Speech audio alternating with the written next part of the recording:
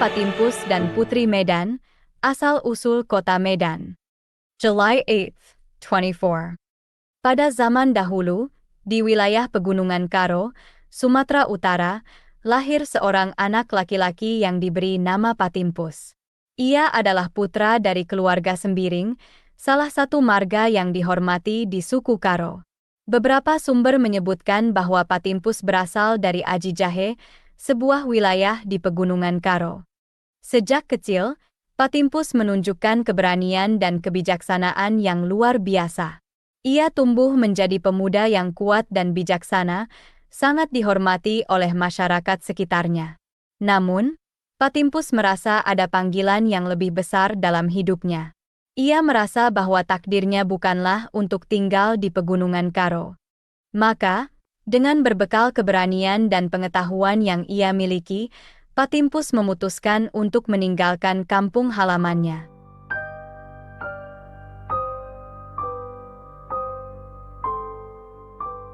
Guru Patimpus memulai perjalanannya. Ia berkelana, melintasi hutan-hutan lebat dan sungai-sungai besar, dengan tekad kuat untuk mencari tujuan hidupnya. Perjalanan ini bukanlah perjalanan yang mudah. Guru Patimpus harus menghadapi berbagai tantangan dan rintangan. Namun, dengan keberanian dan kebijaksanaannya, ia berhasil melewati semua tantangan tersebut.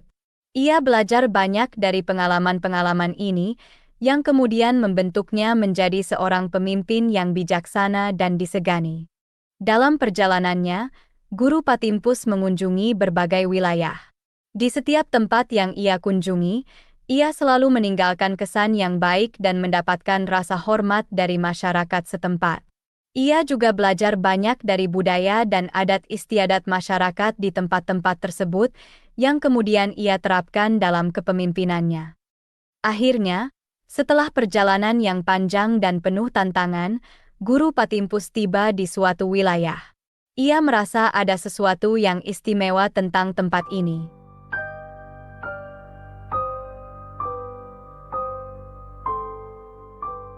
Di tempat tersebut, Guru Patimpus bertemu dengan seorang wanita cantik yang merupakan putri dari Datuk Hamparan Perak, pemimpin wilayah Pulau Brayan.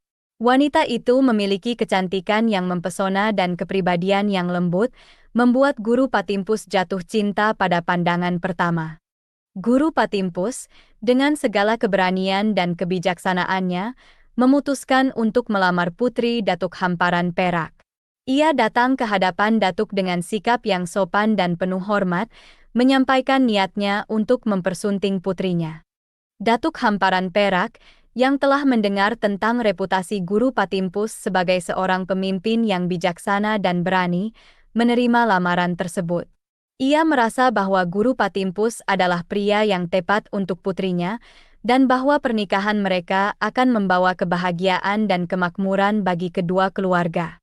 Pernikahan antara Guru Patimpus dan Putri Datuk Hamparan Perak diselenggarakan dengan meriah. Acara tersebut dihadiri oleh banyak orang, termasuk para pemimpin dari berbagai wilayah. Pernikahan ini tidak hanya menyatukan dua hati, tetapi juga dua komunitas yang berbeda.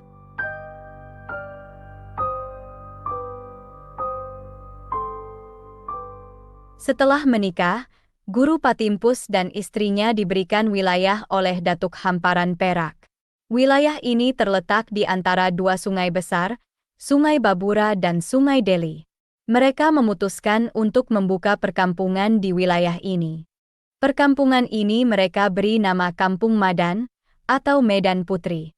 Nama ini merupakan gabungan dari nama mereka berdua, Madan yang berarti tempat bertemu dalam bahasa Karo, dan Putri yang merujuk kepada istri Guru Patimpus yang merupakan putri dari Datuk Hamparan Perak.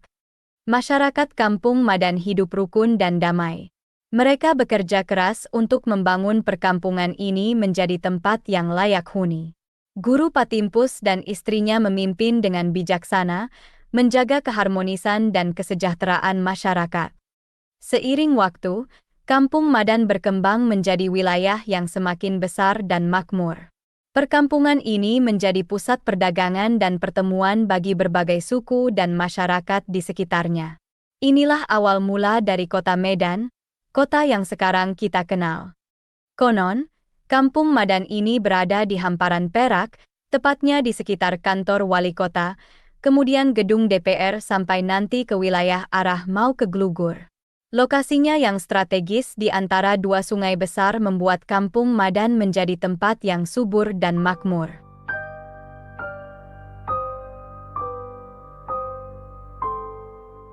Suatu hari, Guru Patimpus merasa ada panggilan lain yang harus ia jawab. Ia merasa perlu untuk melanjutkan perjalanan dan belajar lebih banyak lagi tentang dunia di luar Kampung Madan. Maka, dengan berbekal pengetahuan dan pengalaman yang telah ia peroleh, Guru Patimpus memutuskan untuk melanjutkan perjalanan ke wilayah Kota Bangun. Kota Bangun adalah wilayah yang terletak di hilir Sungai Laupetani, atau yang sekarang dikenal sebagai Sungai Deli. Perjalanan ke Kota Bangun bukanlah perjalanan yang mudah. Namun, dengan keberanian dan kebijaksanaannya, Guru Patimpus berhasil mencapai tujuannya. Di Kota Bangun, ia bertemu dengan Datuk Kota Bangun, seorang pemimpin yang terkenal dan dianggap sakti oleh masyarakat setempat. Pertemuan dengan Datuk Kota Bangun menjadi titik balik dalam hidup Guru Patimpus. Ia belajar banyak dari Datuk, baik tentang kepemimpinan maupun tentang kehidupan. Pengalaman ini semakin memperdalam pengetahuan dan kebijaksanaan Guru Patimpus dan membentuknya menjadi pemimpin yang lebih baik lagi. Selain dikenal sebagai pemimpin yang bijaksana dan berani, Guru Patimpus juga dikenal sebagai seorang tabib, orang yang mampu menyembuhkan penyakit. Ia memiliki pengetahuan yang luas tentang berbagai jenis tanaman obat dan cara menggunakannya untuk menyembuhkan berbagai penyakit. Kemampuan Guru Patimpus sebagai tabib bukan hanya diakui oleh masyarakat Kampung Madan, tetapi juga oleh masyarakat di wilayah-wilayah lain yang ia kunjungi dalam perjalanannya. Ia sering diminta untuk membantu menyembuhkan orang-orang yang sakit dan selalu berhasil melakukannya dengan baik.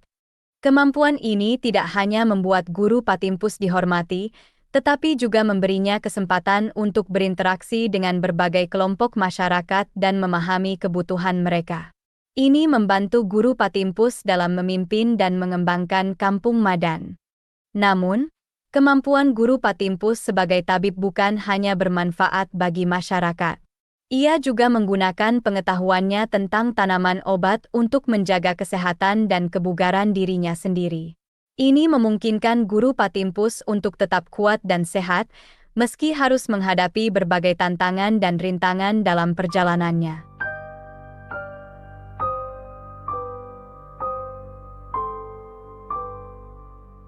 Suatu hari, sebuah musibah menimpa salah satu dari 4 datuk yang berkuasa di wilayah sekitar Medan.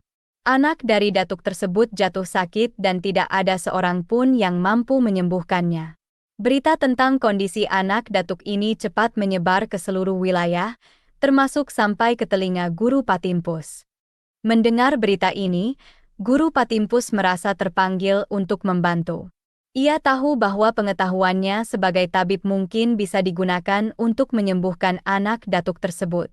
Dengan izin dari istrinya, Guru Patimpus kemudian memutuskan untuk pergi ke rumah datuk tersebut.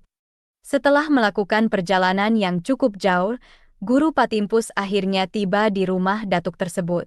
Ia disambut dengan hangat dan segera diperkenalkan kepada anak datuk yang sakit. Setelah memeriksa kondisi anak tersebut, Guru Patimpus yakin bahwa ia bisa membantu. Dengan menggunakan pengetahuannya tentang tanaman obat dan teknik penyembuhan, Guru Patimpus mulai merawat anak datuk tersebut. Ia membuat ramuan dari berbagai tanaman obat yang ia bawa dan memberikannya kepada anak tersebut. Tak lama kemudian, kondisi anak datuk tersebut mulai membaik. Kabar tentang penyembuhan ini cepat menyebar ke seluruh wilayah. Guru Patimpus mendapatkan pujian dan penghargaan dari banyak orang, termasuk dari datuk tersebut. Kejadian ini tidak hanya membuat nama Guru Patimpus semakin dikenal, tetapi juga menambah kepercayaan masyarakat terhadap kemampuannya sebagai pemimpin.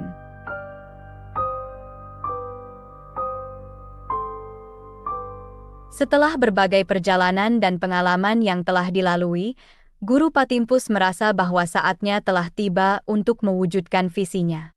Ia ingin mendirikan sebuah kota yang bisa menjadi tempat bertemunya berbagai suku dan budaya, tempat di mana semua orang bisa hidup bersama dalam damai dan harmoni. Dengan dukungan dari istrinya dan masyarakat Kampung Madan, Guru Patimpus mulai merencanakan pendirian kota ini. Ia memilih lokasi yang strategis, di antara Sungai Babura dan Sungai Deli, tempat yang sebelumnya telah mereka buka sebagai perkampungan. Pada tanggal 1 Juli 1590, Guru Patimpus resmi mendirikan kota ini. Kota ini diberi nama Medan, yang berarti tempat bertemu, dalam bahasa Karo. Nama ini mencerminkan visi Guru Patimpus tentang kota ini sebagai tempat pertemuan berbagai suku dan budaya. Pendirian kota Medan ini disambut dengan gembira oleh masyarakat sekitar. Mereka merasa bangga dan berterima kasih kepada Guru Patimpus atas kepemimpinan dan dedikasinya. Sejak saat itu, kota Medan terus berkembang dan menjadi salah satu kota terbesar dan terpenting di Sumatera Utara. Demikianlah kisah pendirian kota Medan oleh Guru Patimpus. Kisah ini menunjukkan betapa pentingnya visi, dedikasi, dan kepemimpinan dalam membentuk sejarah dan budaya suatu tempat. Kisah ini juga menjadi bukti bahwa dari sebuah kampung kecil, bisa lahir sebuah kota besar jika dipimpin oleh seorang pemimpin yang bijaksana dan berdedikasi. Demikianlah kisah ini diceritakan.